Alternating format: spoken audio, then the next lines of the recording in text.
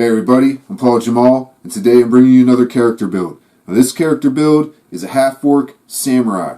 Now I know I did a samurai video a couple weeks ago, but ever since I did the video I haven't been able to get this character idea out of my head. So I named this half-orc Fang Armstrong. And his background is a local hero. He's recruited into the army, and while he's in the army, he's sent on a mission back to his home village, to the area of his home village, where there's been a bunch of bandits and an ogre that's been terrorizing everyone. And he defeats the bandits, defeats the ogre. Not only does he get commended and get great honor in the army for it, but he's also becomes a local hero during this. And when he's done with his time in the army, he returns back home, and everyone remembers what he did for them, and he gets all kinds of social benefits from that, which could help in role-playing situations, at least in his home village or the surrounding territories. So for his abilities, I did the point-buy system. Ended up with a Strength 17, Dexterity 12, Constitution 16, Intelligence 10, Wisdom 10, and a Charisma of 8. So at first level fighter, you get to choose fighting style. And for this character, I'm going with Great Weapon Fighting. What that allows you to do is when you roll damage with a heavy two-handed weapon, you roll damage, you roll 1 or 2, you get to re-roll your damage. And even if you get another 1 or 2, you have to use the new roll. You also get Second Wind, which lets you heal yourself a little bit. At second level, you get Action Surge, which gives you an extra action or doubles your attacks for the turn, basically. And at third level, we move into the Samurai Martial Archetype. Right off the bat, that's going to give you a bonus proficiency of your choice of History, Insight, Performance, or Persuasion, or your choice of a new language. But most importantly, for the Samurai, we get what's called Fighting Spirit. As a bonus action, you can give yourself advantage on any of your attack rolls until the end of your turn. So that means you use your Action Surge to double your attacks. You got advantage on all your attacks. And you also get plus 5 bonus temporary hit points. At 10th level, you get 10. At 15, you get 15. Now you have 3 uses of your Fighting Spirit, and you get all of those back at the end of a long rest. At 4th level, you get to choose either an ability score or a feat. And for this character, I'm going with Heavy Armor Master. What that does right off the bat is that gives you a +1 to Strength, so that'll raise our Strength from 17 to 18, which gives us a bonus on the attack and damage right there.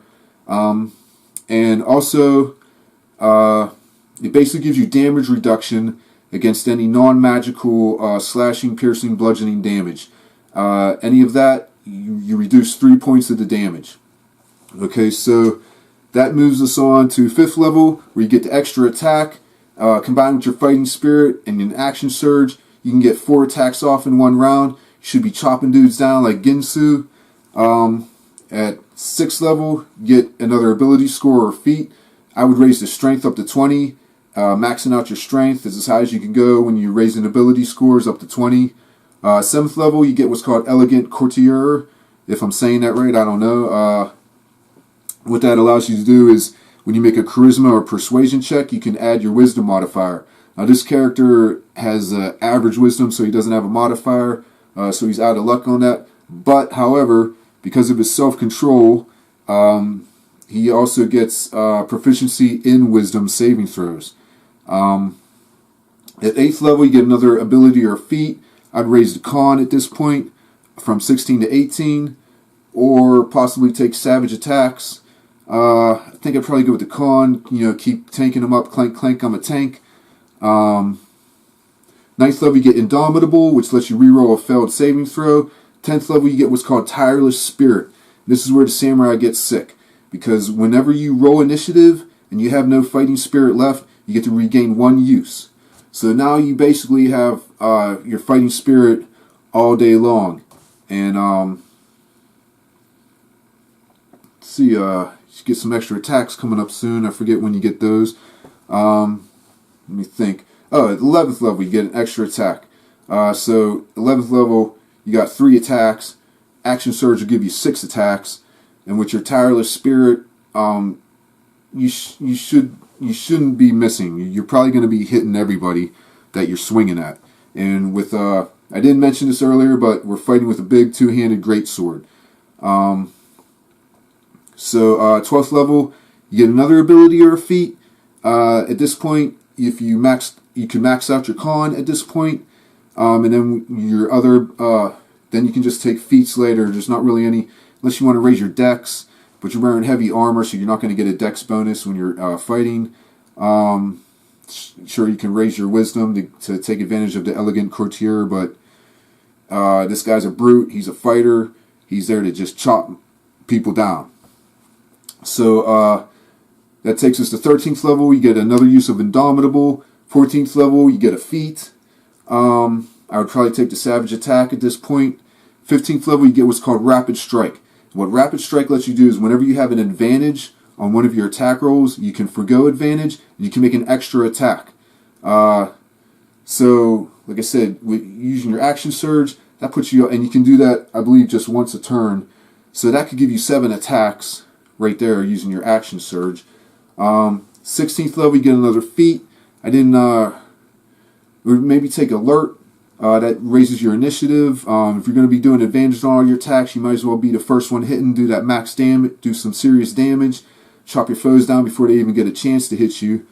17th level, you get another use of Action Surge. Now, you can only use Action Surge once per turn, but this gives you 2 uses of it until you have a short or long rest. And you also get another use of Indomitable.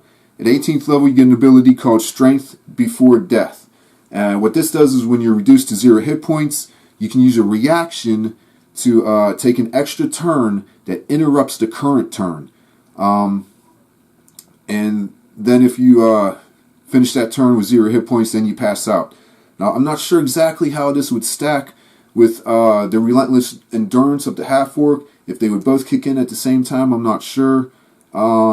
Maybe if you know, you can let me know in the comments below. 19th level, you get another feat, and at 20th level, you get an extra attack, which gives you like 4 attacks, I believe. Action Surge that, and then you're looking at 8 attacks. So that's the Half-Orc Samurai. Pretty bad dude. I'd really love to play this character. I don't think that I'll get the chance to. Supposed to be doing a one-shot adventure with my friends this weekend. Probably have this as one of the NPCs if someone shows up and they don't have a character. He'll be the Clank Clank of the group. Clank Clank, I'm a tank. Not to mention he's like the... I'm pretty sure now, like I said, I haven't tested this myself, but I think with advantage on all your attacks, that gives you a better chance of having criticals. You probably won't be missing. You're going to be doing some serious damage with the great weapon fighting and the two-handed sword. I'd really like to play this character. Like I said, I don't see a chance for me doing that anytime too soon. If you want to build this character, I'm going to try and get a link up on my Patreon site, or you can just take the information from the video here. Let me know what you think in the comments below. Like, share, and subscribe. My name's Paul Jamal, and that is the Half-Orc Samurai Fang Armstrong. Later.